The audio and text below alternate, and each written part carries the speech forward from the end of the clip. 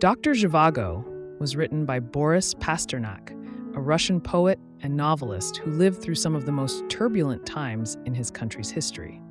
The book came out in 1957, but it was first published in Italy because the Soviet government banned it, finding its themes too critical of their system.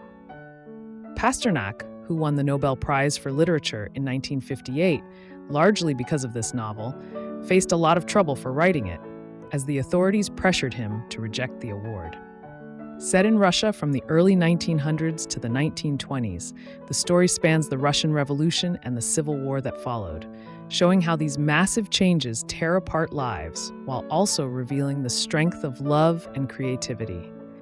It's a powerful tale that blends history with personal struggles, focusing on a man caught between his heart and the chaos around him.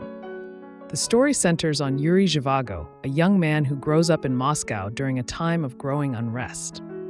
Yuri, who loses his parents early, his mother to illness and his father to suicide after losing their fortune, feels the weight of loneliness from a young age. He's taken in by his uncle's friends, the Gromekos, a kind family who treat him like their own. In their home, he meets Tonya Gromeko, a gentle girl who becomes his best friend. Yuri, who has a sensitive soul, loves poetry and nature, often finding comfort in writing verses that capture his deepest feelings. As he grows older, he decides to become a doctor, hoping to help people in a world that's starting to feel more and more unstable. While Yuri studies medicine, he crosses paths with Lara Antipova, a beautiful and strong-willed young woman who leaves a lasting impression on him. Lara, who lives with her mother in Moscow, gets tangled up in a troubling relationship with Viktor Komarovsky, an older, manipulative man who takes advantage of her family's poverty. One night, after Komarovsky betrays her trust, Lara tries to confront him at a party, even bringing a gun, but she only wounds him slightly before running away. Yuri, who happens to be at the same party with the Gromekos, sees this dramatic moment and feels drawn to Lara, sensing her pain and courage, though they don't speak. As the years pass, Yuri marries Tonya, who he genuinely loves, and they start a family, having a son named Sasha. But the Russian Revolution breaks out in 1917, turning their lives upside down. The Tsar's rule ends, and the Bolsheviks, a group pushing for a new system, take over, leading to chaos and violence. Yuri, who doesn't fully support either side, gets caught up in the conflict when he's forced to work as a doctor for the army. During this time, he meets Lara again, who's now married to a soldier named Pasha Antipov, but is working as a nurse to find her husband, who's gone missing in the war. Yuri and Lara, thrown together by the fighting, grow close, sharing an intimate connection as they care for wounded soldiers amidst the devastation. The war keeps Yuri away from his family for years, and when he finally returns to Moscow, he finds the city changed beyond recognition. The new government has taken away the Gromekos' home, forcing them to live in cramped, cold rooms with little food.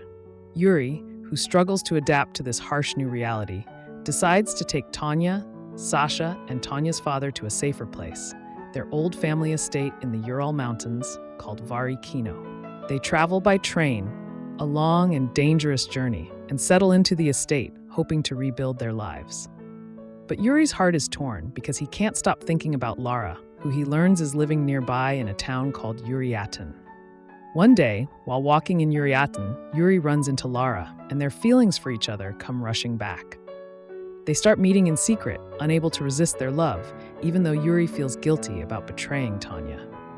Their time together is filled with quiet, stolen moments, reading poetry, talking about their dreams, and finding comfort in each other while the world outside falls apart. But this happiness doesn't last long. Komarovsky, who has reappeared in Yuriatin, warns Yuri that the Bolsheviks are after him because of his poetry, which they see as rebellious. Komarovsky offers to help Lara escape to the east, where it's safer. And though Yuri doesn't trust him, he convinces Lara to go, knowing it's her best chance to survive. Soon after, Yuri's family is forced to leave Russia for Paris because the government labels them as enemies.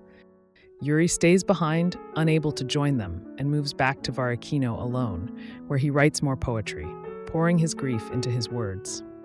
Lara, who has returned to the area after escaping Komarovsky, finds Yuri at Varykino. and they reunite for a short, bittersweet time. They know they can't stay together. The war and the new regime make it too dangerous. So Lara leaves again, this time for good. Yuri later learns that Lara was pregnant with his child, a daughter, but he never gets to meet her. The years pass, and Yuri's life becomes harder.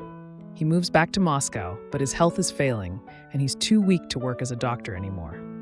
One day, while riding a tram, he sees a woman who looks like Lara and tries to follow her, but his heart gives out, and he collapses on the street, dying alone. His friends, including his half-brother Yevgraf, a kind man who helps him throughout the story, find his body and arrange his funeral. Yevgraf also collects Yuri's poems, which become famous after his death, keeping his memory alive. At the very end, we learn that Lara comes to Moscow years later looking for Yuri, but she arrives too late and finds out he's gone. She visits his grave, overwhelmed by grief, and soon after, she disappears during the Soviet purges, likely sent to a labor camp where she dies. The book closes with a sense of loss, but also with hope, as Yuri's poetry lives on, capturing the beauty and pain of his life. Dr. Zhivago shows how love and art can survive even the worst times, making us think about what keeps us going when everything falls apart. It captures the relentless chaos of war and revolution, showing how ordinary people like Yuri and Lara are swept up in forces they can't control, yet still find ways to hold on to their humanity. The book also questions the cost of political change, revealing the suffering it brings to those who just want to live and love. People are drawn to this novel because it feels so real. Pasternak's writing brings out the raw emotions of love, loss, and hope, reminding us that even in the darkest moments, the things that make us human, like poetry and connection, can shine through and leave a lasting mark.